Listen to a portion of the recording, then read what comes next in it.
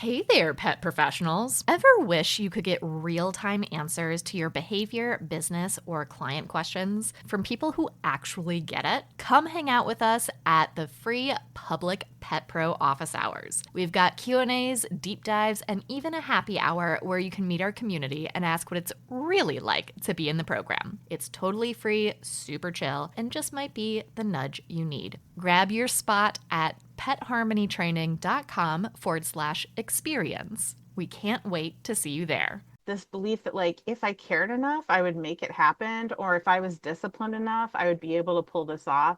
That is a myth. That is not true. The truth is, no matter how much you care, if it's not doable, caring more is not going to fix it. If it's not doable, more discipline is not going to fix it.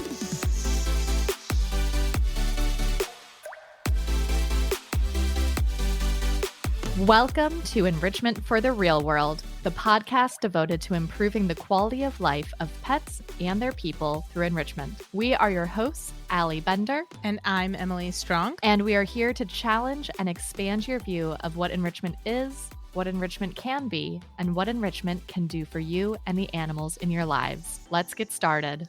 Thank you for joining us for today's episode of Enrichment for the Real World. And I want to thank you for rating, reviewing, and subscribing wherever you listen to podcasts. I'm gonna ask you a question, Tiffany, that I'm really asking everybody, but I'm gonna ask you because you're here and you can answer me. All right, here we go.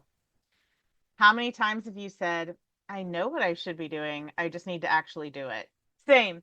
I use this app called Finch to like help me keep track of all my like self-care habits that keep me organized, put together, help me meet my needs, stay on track with my self-enrichment plan, all of that stuff. And there have been so many times in using that app, there's just like one task that I just keep skipping and skipping and skipping. And after a while, I mean, it takes me an embarrassingly long time to realize if I keep skipping this, it means what I'm expecting of myself isn't working and I need to adjust to my plan. Yeah. And for me, it's like anything that's not actually for me is what ends up being prioritized. If it's for Petey, if it's for Nathan, if it's for my household, those are the things, like, even if I don't want to do them, that I will do even over something that I do want to do for me. Yeah. Yeah, that's real. I also have not been able to do things for my pets, my partner, my household at times when I'm having like when one of my health issues is going hard, or when I'm working extra hours for work, or when we've had like routine disruptions because life stuff is happening. So I feel like this also applies to caring for things and people and objects and sentient beings other than myself. But I agree with you that the stuff that I do for myself definitely gets the the lowest priority. I think that's also true for things like your pet's enrichment plan. It's not just about us, but like oftentimes we neglect ourselves more than we neglect others, right? But it can also apply to your pet's enrichment plan. Or if you're a behavior professional, it can apply to your client's ability to follow through with the plan you give them. Or if you run your own business, it can apply to how you run your business and your routines and the goals you've set for yourself and the policies you've crafted for yourself or your business or your team or whatever. But I think the bottom line, the through line through all of those examples is if you aren't doing it, it's probably not doable.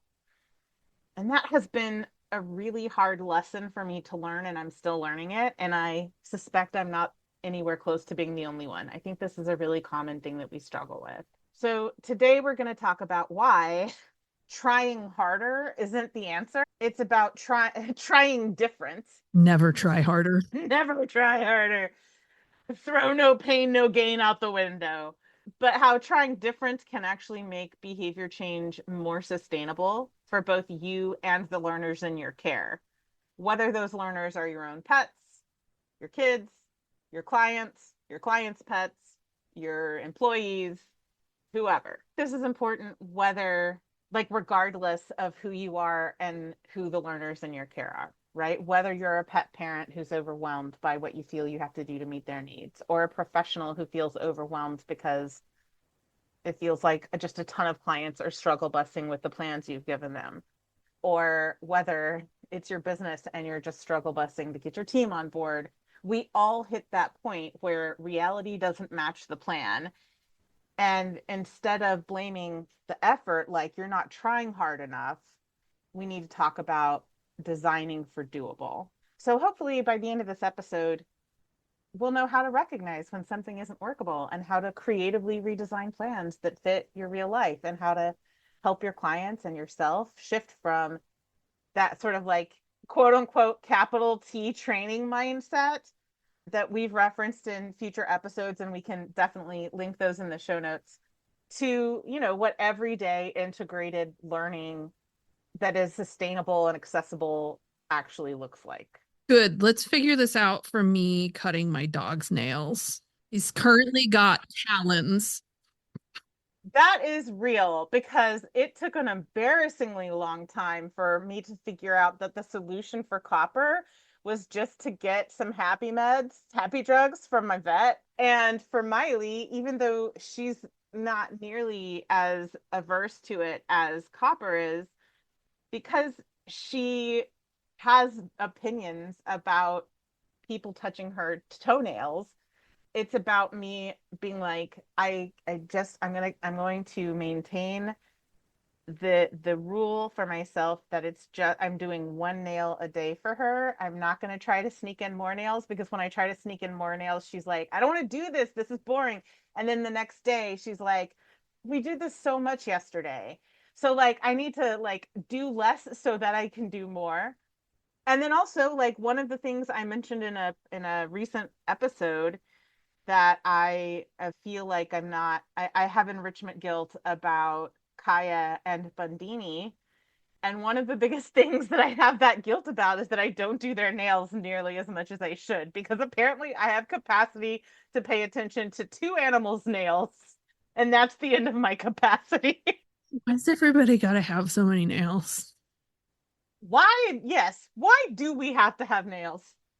Yeah, the problem for me is that like I have a really good system when it's warm outside because he can play with the hose, and then it's like, okay, break time. Give me your feet.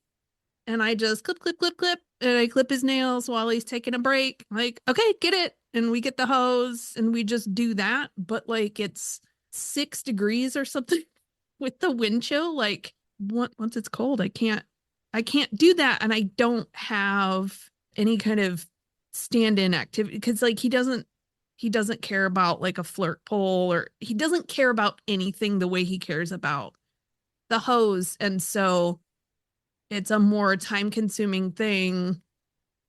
And like, yes, he knows how to do the scratch board and stuff, but I don't know, it must not be like that enjoyable for him because he just like throws his foot up there like sideways. And so he ends up like sharpening his nail. And it takes a lot longer. It's so fast with the hose. And so like we're just in Talon season in my house, and every time he's like clickety clicking around, I'm like, Yeah, the sound has become aversive because it represents for you like enrichment guilt.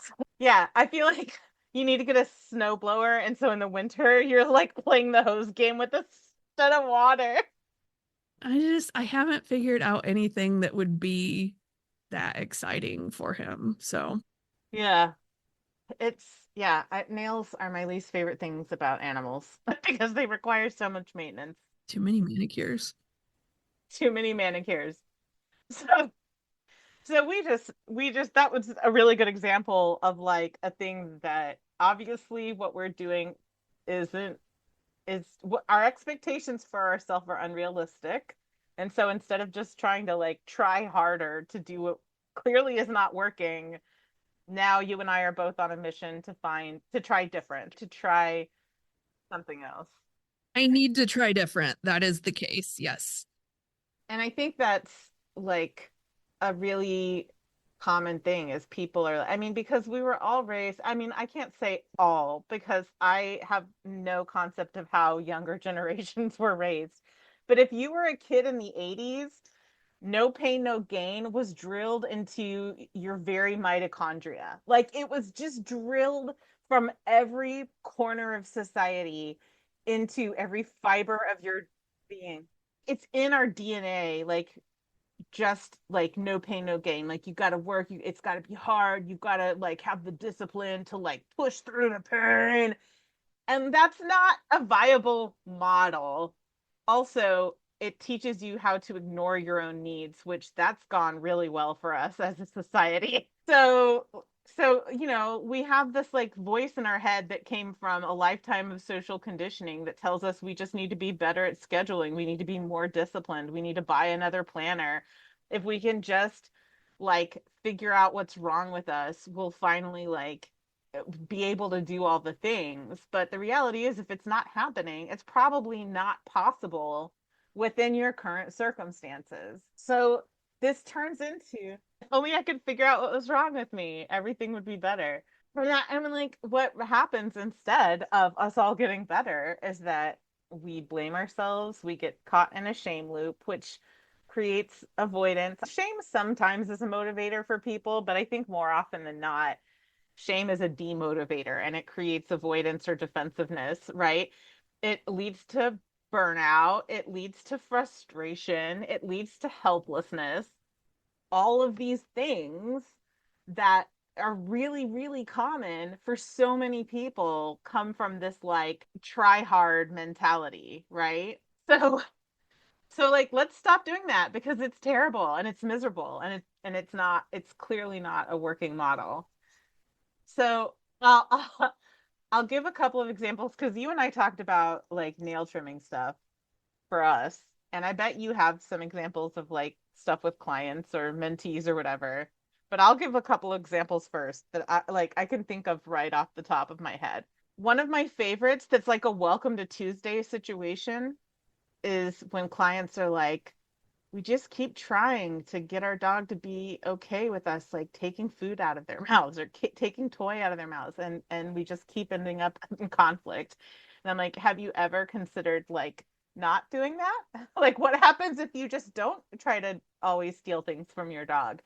And they're like, you fixed it. Like we don't sessions because we just stopped stealing things from our dog and suddenly the conflict went away. It's like, yeah, you don't need to try harder. You don't need a capital T training plan.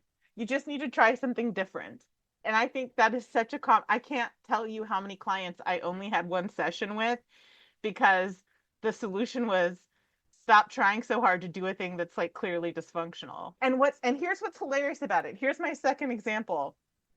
When I was the first time I was in physical therapy, I was like, when I straighten out my elbow like this, it hurts. And and my physical therapist was like, have you considered not hyperflexing your elbow? Like, what? How about don't hyperflex? That's not the way the joint's supposed to go. Like, what if you just stopped doing that? That's hyperextension. Oh, sorry. Yeah, yeah. Thank you. Yes, you're right. Have you? Yes. Have you stopped hyperextending your elbow? Like, how about you just stop doing that and it'll stop hurting? And I just like looked at it and like stared blankly for like probably 10 seconds. And then I was like, I say this to my clients all the time. Well, with something like that, especially if you are hypermobile, sorry to get not even remotely into dogs, but like you have proprioceptive issues or like your body just does that. And so somebody saying just don't do that, while it might be like an aha kind of moment, it's also like, well, are you going to show me how not to do that? Because apparently I don't know how not to do that. For sure. And to her credit, she was a very good PT. So the rest of the conversation was what you should do instead. But for the purposes of the story, like that was the moment when I realized that I was doing the same thing to my PT, or not doing something to my PT, but I was asking the same kind of question to my PT that so many clients ask me. So like those are my two very simple examples of like try different instead of try harder. What about you? What are some that you can think of? The big one that I always think of is like, especially in like a group class where people are talking about how miserable their walks are because they have really young dogs and they're just getting pulled all over the place and they're trying, well, I stop and I wait until they stop pulling and this and that. And it's like, is that enjoyable? How is that working for you? How is your dog when you get home? Will they seem really frustrated? Well, that does sound frustrating. Have you tried not doing it? Have you tried getting a longer leash? You have a yard. Do you have to walk right now? Right. And again, just like with the PT story, there's more to the plan than just have you tried not doing that anymore? But the part that is exactly like my example with the PT is that like you, the reason that you're frustrated with what you're trying is because what you're trying isn't it. It's not the solution. And I think those are really good examples of simple fixes. But to be fair to literally everybody, ourselves included, a lot of times it is much less simple than have you tried not hyperextending your elbow or have you tried not stealing stuff from your dog? And I think one of the common ones that and I'm sure you also encounter this a lot when we're working with mentees in Pet Pro, is that somewhere in their education they learned that there are these basic skills that dogs need to learn before we address whatever issues the client came to us for. And I've seen so many training plans that are like, the dog has to learn hand targeting and down and place and sit and all of these things that are considered like foundational skills that they have to learn before. And they're like, my client won't train my I just can't get my clients to train these 16 behaviors. And the question is like, well, why do you need your clients to train those 16 behaviors? Yeah, what are you trying to get them to do? What is the desired outcome from that? How does that relate to your client's goals or the unmet needs? And as because you also mentor in Pet Pro, the answer is almost always it doesn't. And so it's like, okay, let's stop trying so hard to get clients to do so much effort for something that we're just doing because we've been told at some point that it should be done, not because it in any way relates to what's actually happening in this situation. So stop trying harder to make your clients do a bunch of work. Try something different that is much less labor for both you and your client. They got enough work to do. Yeah, we've all got enough work to do. Like we're all stressed and overworked and overwhelmed and all of those things, right?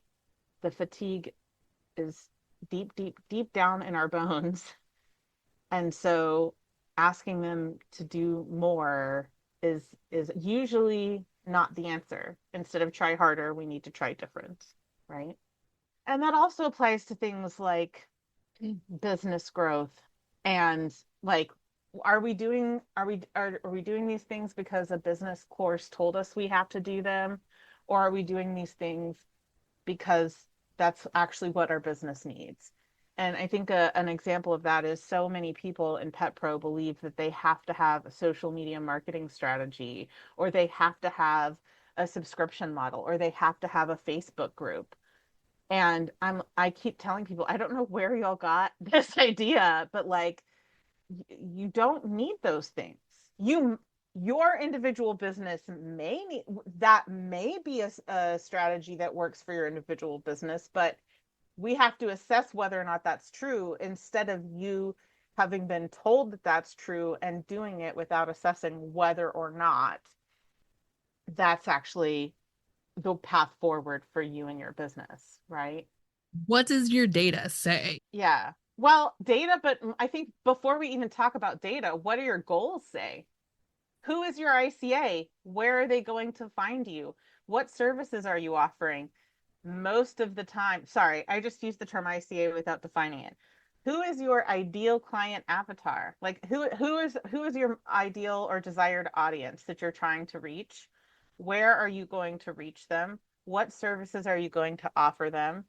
Social media marketing is not always the solution for reaching those goals. And then, yeah, after you try something, then you let the data tell you, is that it or not? Is it working? Well, and I think especially with pet pro folks, it's like, I don't know, more complicated is better, or fancier is better, or flashier is better. And so they'll wait until, I don't know, until things are perfect. But like, you never think your own things are perfect anyway. Like, for example, just like if they don't have a website, getting your website set up, and they'll just wait and wait and wait to like get everything just so. And it's like, do people know that you exist as a business? Do they know where you are? Do they know what you do? Could you maybe just make a landing page so that that information is out there, and then you can tweak it, and then you can make it prettier or better or whatever. Yes. Yeah, exactly. And again, to be clear, like we are not criticizing anybody in the mentorship program any more than we're criticizing ourselves for our own learning journey. We're all getting this information from somewhere. And the information that we got that made us feel inferior and like we have to do all of these things is the thing that's being critiqued, not the people who are victims of that social conditioning. No, they're all absolutely the best. Yeah. Our mentees are the best and I love them so much. I love working with them. They are perfect just the way they are. That's what I'm saying. That's exactly it. I love my mentees. I love people that aren't my mentees. I love your mentees.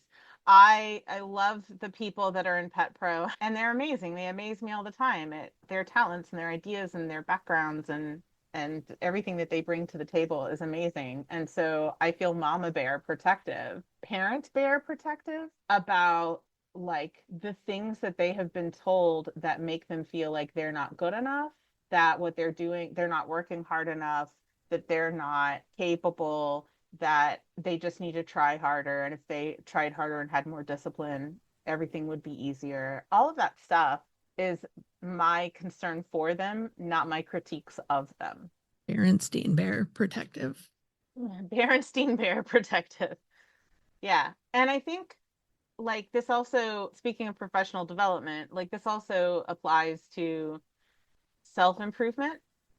Like if your strategy for improving your skills isn't sustainable, again, it's not you, it's the system you're operating in.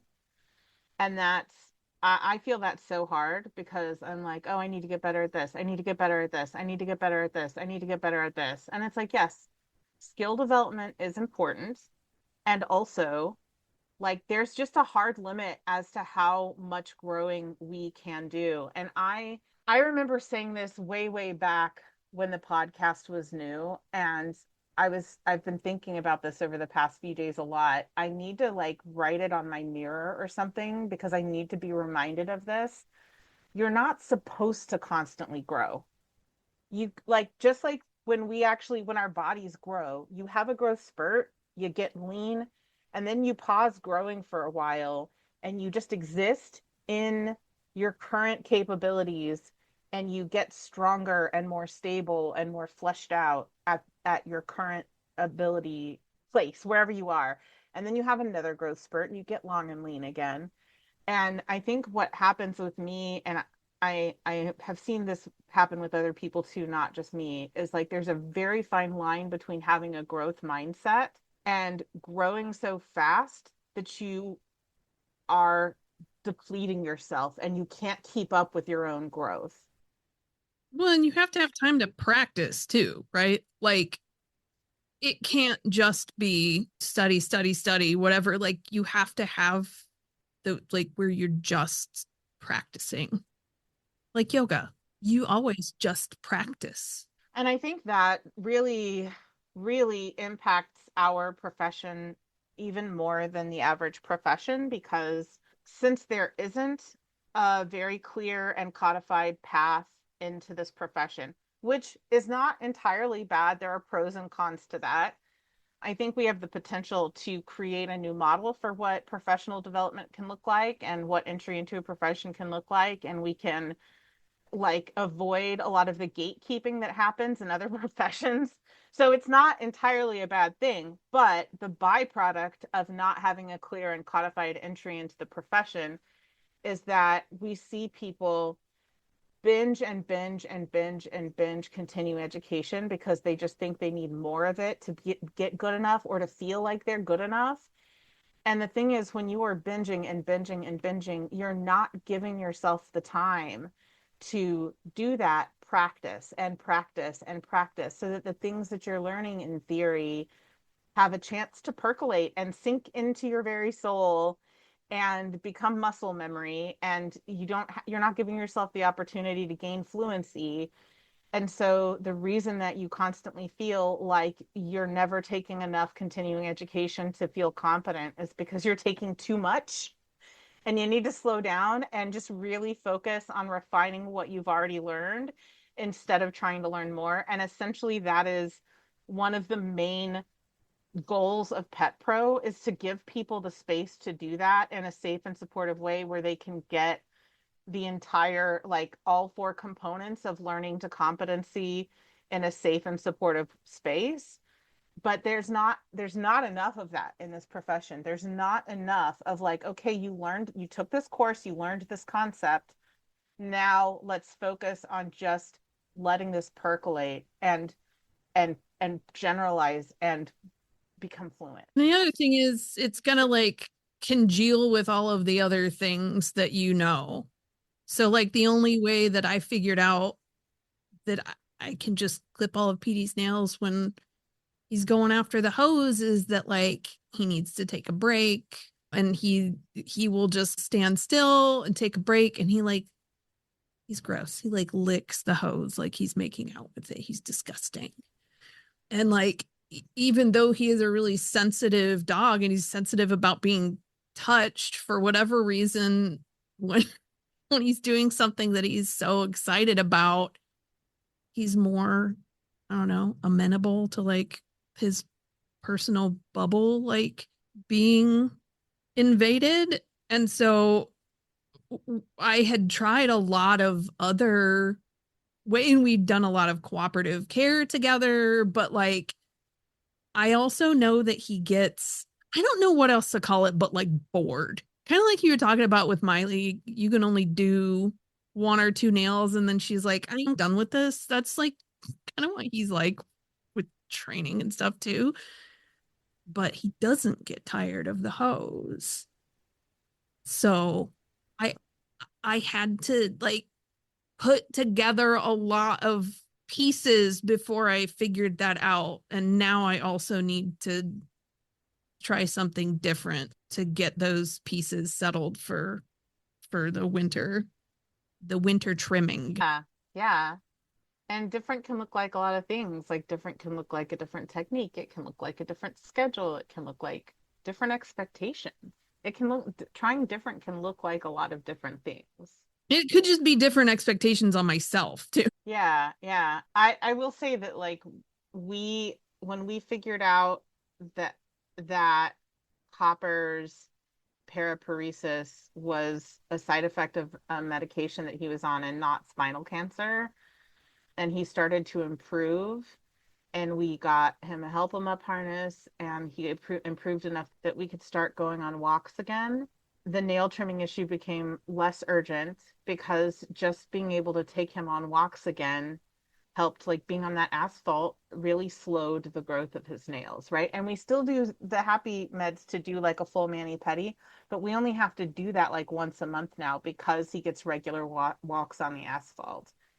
And so I think that is like a really good example of trying different, because the solution to the nail thing was partially the meds, but it was partially figuring out something that seemed totally unrelated to the nails, but was in fact a huge contributing factor.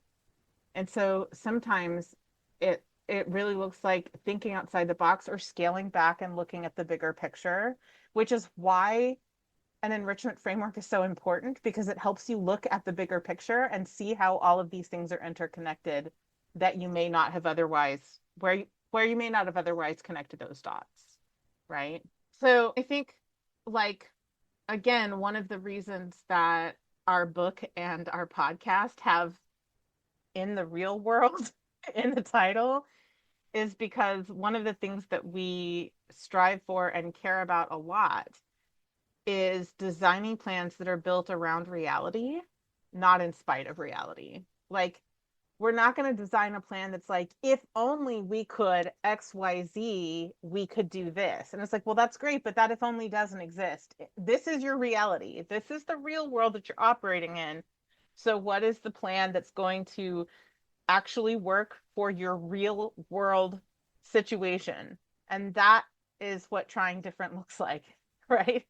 Yes, if only you had more bandwidth and energy and cognitive capacity and like all of these things, you could do so much more. You are correct. If only I could lift 1,000 more pounds and I could fly, I would be super person. Like, that's not reality though.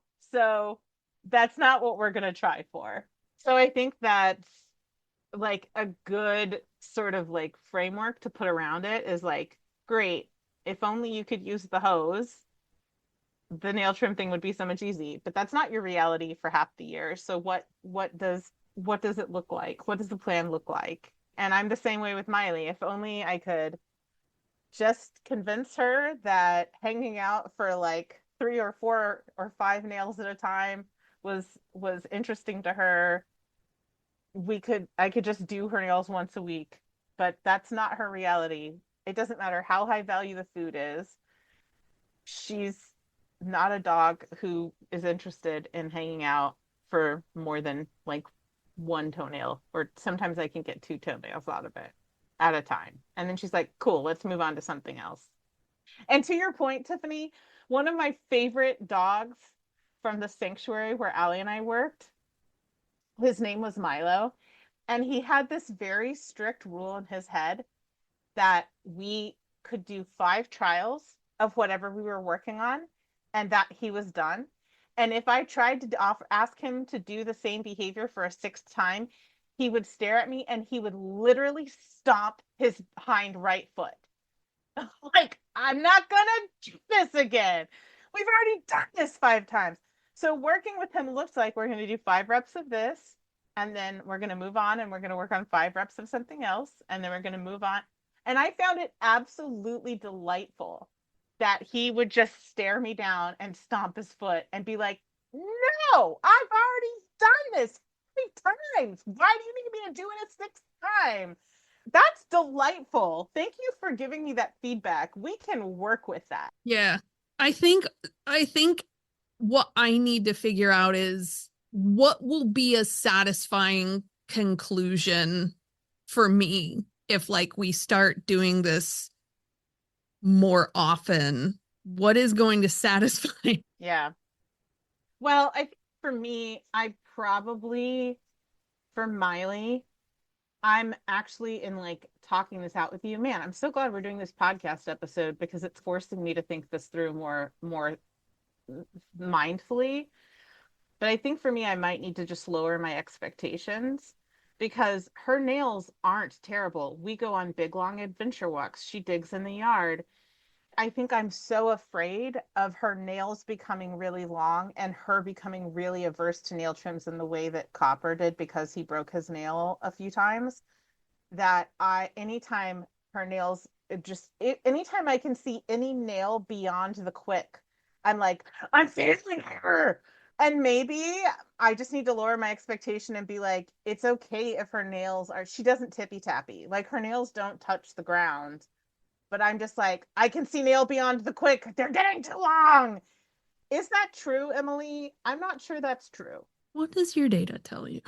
Yeah, good question. Good question. We'll find out. We'll find out what my data tells me. Like, how much do I actually have to trim her nails if the goal of nail trims is protecting her musculoskeletal health, so her nails aren't so long that they are distorting the position of her joints, then no, I don't need to do this every day.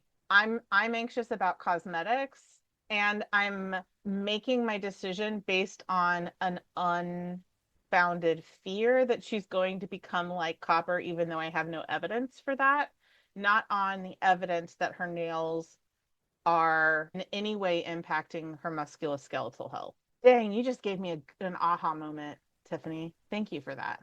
Great job, me. Go, Tiffany. This is going in our team shout outs. I'm gonna get the scratch board out today. That's what I'm gonna do. Amazing. So thanks for that aha moment. That's huge. But yeah, I mean, we've talked in previous episodes about the capital T versus kind of train as you go training, or Ellen has started charmingly calling it lower T training, which delights me beyond compare. I love that she calls it lower T training instead of train as you go, because I enjoy the symmetry of capital T versus lower T training. But yeah, it doesn't have to look like a formal session to count. And I think that was a journey that I had to go on, that like I'm not a bad trainer just because I avoid capital T training sessions like a plague. Like I still teach all these skills because I just incorporate it into my day, and like as these opportunities to arise, right? Like if we're in a situation where I'm like, if this is a situation where you could do an undesirable behavior, or I could set you up to do the desirable behavior and reinforce you for that. So we're going to do it. We're going to do that. We're going to choose the desirable behavior avenue. I'm going to reinforce you. It's going to be a single trial event, and then we're going to move on with our day. And like that is how all of my animals learn most of their skills. And that is how, when I was still seeing clients directly in person, I mean with clients directly, not through the team or through my mentees, that is how I set up most of their training plans too, as much as possible, because that is far more sustainable for most people than I want you to spend 10 minutes a day doing all these repetitions, right? Well, yeah, and when you get those moments where, like earlier today, PD was going to go bark out the window, and he looked out the window, and I saw his body tense, and his weight went forward, and he went, but then he turned around on the bed and he looked at me. I'm like, yeah, man, that's great. And I've always got treats beside my desk, and I just threw them out in the hallway. Like, that doesn't look like much to someone who hasn't experienced a dog who reacts the way that he does. And we didn't get there by doing a lot of capital T training. We got there by doing exactly what I just did, which is keeping the food by my desk and encouraging him to, what I say is, all right, man, are you ready? You'll feel better. You'll feel better if you just go in the hall and stop staring at the dog out the window. Exactly. It's just you're just harnessing these real world opportunities to practice healthier and more enriching responses. So that's the thing that I really like in process in addressing Miley's guarding behaviors. I was like, okay, I'm going to really pay attention to what I'm actually doing with her, because I really, in the past, I've struggled to come up with like very concrete examples of what it looks like to do lower T or train as you go training. Yeah, because you're not doing that plan where it's like you get the cheese and they're behind a barrier and you walk over so many times, because like Exactly. And it's not even just time. It's like, who has the bandwidth to keep that in their head as one of the things that they have to add to their schedule every day?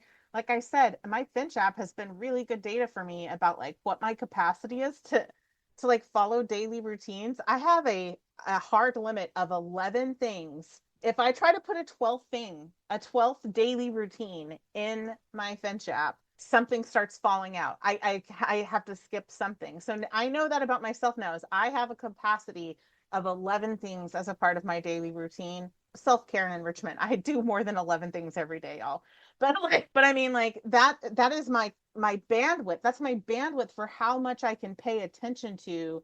Beyond that, I start experiencing adherence fatigue, and I can't maintain that habit long term. And I think that's the bigger pain point. That adherence fatigue is the bigger pain point for most people, because most people do have 10 minutes a day. They just don't have the bandwidth to pay attention to it and turn it into a habit and a part of their routine on top of everything else that is a part of their daily routine. Whereas with Miley, most of her guarding was happening in the evening, during or after dinner. And So, and I could always tell when she's going to start because she like stands up and looks at Copper and her little shoulders get tense. Like she bunches her, like her shoulders are getting way too close to her ears. And me being a former yoga teacher is like, drop your shoulders away from your ears, baby. Yeah. Just take a breath. And so like I see those shoulders go up towards your ears, and I can intervene then and call her away from Copper, give her like a piece of whatever's on my dinner plate, give her lots of love and attention. And then I ask her, like, I'll lift the blanket and I'll be like, do you want to snug? And she'll go under the blanket and she'll curl up by my legs and she'll go to sleep. She's a cranky hormonal teenager. Like she just gets cranky at Copper. So like that is what it looks like to do train as you go or lower T training instead of I've done zero capital T training sessions with Copper and Miley. I've done zero of like the typical counter conditioning techniques. I've done zero trades. I've done zero place training. I didn't do any of that. All I did was anytime I see her shoulders go towards her ears when she's looking at Copper during or after dinner, I call her to me. She gets usually more than one type of reinforcer, and then she gets a nap, right? You just tag taught yourself, shoulders go up, snuggy time. But then, like, the other thing about capital T training and giving somebody else this whole, like, complicated thing to do is there's another sentient being involved in that. And just like our dogs and the dog that you gave the example of is like, that's the way that they're feeling about training on that particular day is out of your control. I do think it's important for people to understand reinforcer value and to be able to do preference tests and to see that like if a learner's not responding to something, have you tried a higher value reinforcer? Have you tried a more salient or relevant reinforcer? Have you like eliminated distractions in the environment? I'm not in any way saying that we don't need to do those things. Those things are very important. And also, when you see a learner who has a like habitual response, no matter how high the reinforcer is, no matter how low the distraction is, and every session they're like, this is my limit, you need to honor that. You need to listen to that. That is not something that you need to work harder or try harder to train them out of their own preference. Like, just listen to their preference and honor it. I'm never going to try to convince Milo that he really does want to do more than 5 trials of any given behavior. I just need to find the magic reinforcer that's going to change his mind about that. And I'm not interested in doing that with Miley either. I have done multiple preference tests multiple times with her. I have a very clear picture of what she values. I also have a very clear picture of the context in which some things are more valuable than others. I have done that labor. That labor is important. It should be done. And also, I have a very, very solid history of her saying, I enjoy this once. It's fun. Sometimes I enjoy it twice. It's fun. The third time, this is old news. I'm ready to move on to something else. So that's a good example of how to reduce expectations without reducing progress. And in fact, the only reason that I can sometimes be bad and get away with doing 4 nails, even though I shouldn't, because the next day she's more hesitant to do it, is because I have done that work with her and she will tolerate more because I've done that work with her. But I'm not expecting that of either of us because that's not her preference and it's not necessary. So I really think this is about reframing from this isn't working to what would make this doable. Like what can we change about whatever it is that we're trying to attempt that would make it actually more doable. And y'all have listened to us hash out like you don't have to have a simple easy solution that you figure out right away. Sometimes it really is about like percolating and trying some different things and eventually figuring something out that works. So it can be an iterative process, but that's the mindset to get into, is like, if this isn't working, what can we do to make it doable? Okay, so we talked about like for when we're working with our own pets, how do you do the train as you go or lower T training? You just fold it into what you're already doing. For professionals working with clients, what that looks like is use scaffolding. Start smaller. Ask your clients to do less. Find quick wins. Celebrate these little micro successes. Work as hard as you can to reduce the cognitive burden, like we talked about, like getting rid of as many of the capital T training plans as you possibly can without compromising your ability to reach your client's goal. And that's a really important part of it too, is like, okay, if what I'm asking you to do isn't working, either you're trying it and you can't maintain the routine, or you're just not trying it at all. You're just like noping out of even trying it. Cool, that's really good information. How do we make this doable? What can we do, like splitting approximations, or giving you some quick wins, reducing our expectations. What can we shift from capital T training to lower T training, right? Pay attention to when that goal shifts too, because maybe they're not even, maybe you gave them enough information and they've learned so much about, say, their dog that like what they thought they wanted to work on or what they thought the goal was is different now. Yeah. Yeah, exactly. Like that is a really important part of consulting, is just because we started with a specific goal doesn't mean that that is still our goal. And a lot of times when we work with clients, we'll start working towards a specific goal.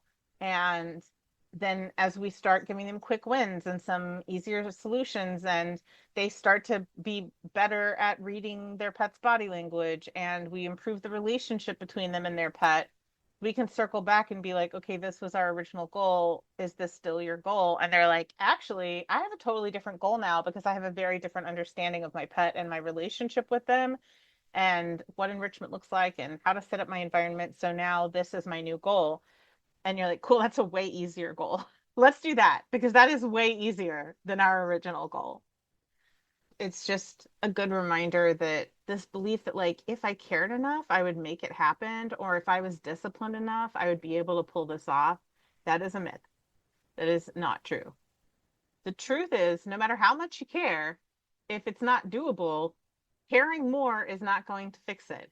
If it's not doable, more discipline is not going to fix it. And I think that's a thing that we really help a lot of our mentees with too, is like the rules in your brain about what counts as progress are too hard. They're not sustainable. They're not supporting your actual growth and your actual journey towards your goals. Let's look at what sustainable growth looks like, so that you, first of all, have the opportunity to grow, and secondly, are able to recognize when you are growing. And also you don't burn out. Burnout and helplessness are natural outcomes of trying and trying and trying and failing and failing and failing. When every attempt to do it right, quote unquote, is met with failure, is met with resistance, or I don't know how else to say it. Like when every attempt fails, that's like the definition of helplessness, right? Inescapable aversive stimuli. No matter how much effort you put into something, it's always punished. Helplessness happens, which I really do think that like a lot of burnout comes from helplessness. Or I think burnout and helplessness are really related. Burnout is a symptom of helplessness. Helplessness is a symptom of burnout. I don't know. There's a connection there, is what I'm trying to say. So how can you apply this in your life today? I would say, first of all, if you feel like you're white knuckling your way through something, that's your sign. Or if you stopped doing it. Or if you stopped doing it. Or if you never started doing it. Any of the above. Then the next step is to ask yourself, if I'm not doing it, what would make it doable? And then try to redesign just one thing to better fit in your day-to-day life. Just one thing. Just try one thing at a time. You don't need to overhaul your entire life, your entire business, your entire consulting skills, your entire enrichment plan, your entire routine, your entire self-care plan. You don't have to overhaul things. Just redesign one thing. See how that feels for you. So here's some concrete examples of what that could look like. If you feel like you have to practice recall with your dog 15 minutes a day, how would it change things for you if instead you were just like, every time you go outside with your dog, you practice recall? That could be an example. right? Man, when I started in this field, it was regular expectation that clients would practice 30 to 60 minutes a day with their dogs. Wild. Fortunately, we don't, that's just, I rarely hear anybody say that anymore. But that was like soup's common when I started. Okay. Here's another example. If you feel like you have to write content for an hour every day and you like never write content, or you like binge write once a month and you hate it so much and it takes so long that you just quit, what would it look like to shift that to something like, what if you brain dump an idea that you get from a client call immediately after that call, so that you've just got the ideas that you get throughout the day, right? Here's a great example from my life that looks a lot like that. I used to have a task for myself in ClickUp to say, like, send our social media manager wins from my different mentees from this week. And I would spend so much time going through my worksheets from the week trying to remember wins. And a lot of times I'd be like, I don't even remember. I don't remember. I honestly, like, looking at this worksheet is not helping me. So I was spending a lot of time and not coming up with a lot of wins. And then I shifted that to a daily task. And it's like immediately after a coaching call, if I have a win, I just pop it into ClickUp. And suddenly I've been able to do it a lot more than I used to. I just use my notepad on my phone. I may or may not remember what I meant by any of them, but like, I'm also a professional writer. Just get your ideas down, pick them up later. One of the most important things our publisher said to me when we first started writing the book was just get the clay on the wheel. And I was like, oh, brain dump. I don't have to like spit it out. This fully formulated, well articulated concept. I just have to like brain dump. I'm barely articulated. Yeah, same. I basically just dump a bunch of words on a page and then I go back and I sculpt those words just like you would sculpt clay on a wheel. So that was super helpful. So, in summary, we just have to remember that doing less doesn't mean that you care less or you're less disciplined. It means that you're building systems that actually work for you, your pets, your partners, your family, your business, your clients, your students, the learners in your care, whoever they are. You're building systems that actually work. And usually simplicity is the hallmark.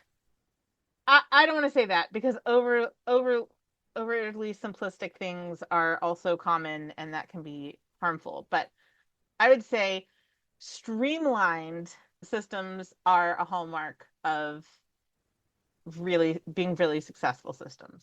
Yeah, because growth mindset doesn't have to be like making things more complicated. Growth mindset can just be tweaking what you're doing and integrating what you've learned. And like we said earlier, resting for a little bit and just continuing to practice what you've already got before trying to like take on new stuff. Secondly, remember, if you aren't doing it, it's not doable. Sustainable change happens when we design for real life, not ideal life. Boom. Mic drop. Who has an ideal life? Like 0 people I know. Thirdly, look at one thing that's been on your I should be doing this list for weeks and ask yourself, what would make that doable? Or in my case, look at that 12th item on my Finch app and ask myself, what would make this doable?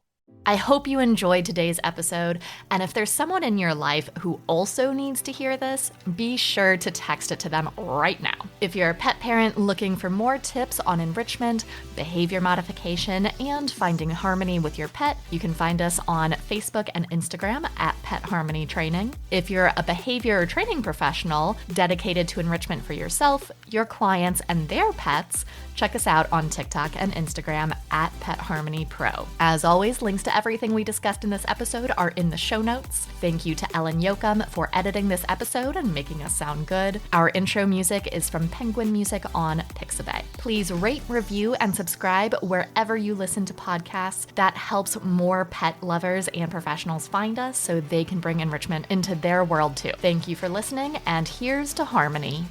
I feel sorry for Ellen for whatever this is going to be. I feel sorry for Ellen too, except this is such a stark improvement on what our podcast recordings used to be that I feel like this is probably still a win for her.